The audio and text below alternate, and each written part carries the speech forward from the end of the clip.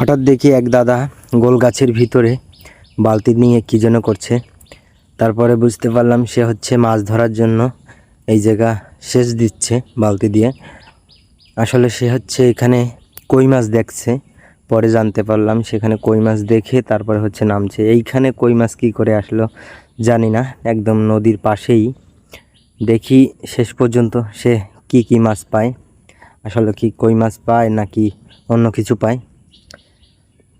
আর অবশ্যই আমার ইউটিউব চ্যানেলে নতুন হয়ে থাকলে অবশ্যই কিন্তু ইউটিউব চ্যানেলটাকে সাবস্ক্রাইব করে রাখবেন এবং এই ধরনের সুন্দর মাছের ভিডিও পেতে অবশ্যই ভিডিওটা কিন্তু বেশি বেশি করে শেয়ার করে দিবেন অন্যদের, আপনার বন্ধুদের কাছে। আর লাইক কমেন্ট করবেন এত সুন্দর ভিডিও পেতে। আর সে কি মাছ পায় আমরা একটু কষ্ট করে দেখি।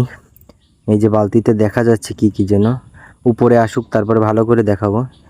সে হচ্ছে গিয়ে এই যে কই মাছ পাইছে, দেখতে পাচ্ছ 4টা কই মাছ পাইছে ছোট ছোট সাইজের এবং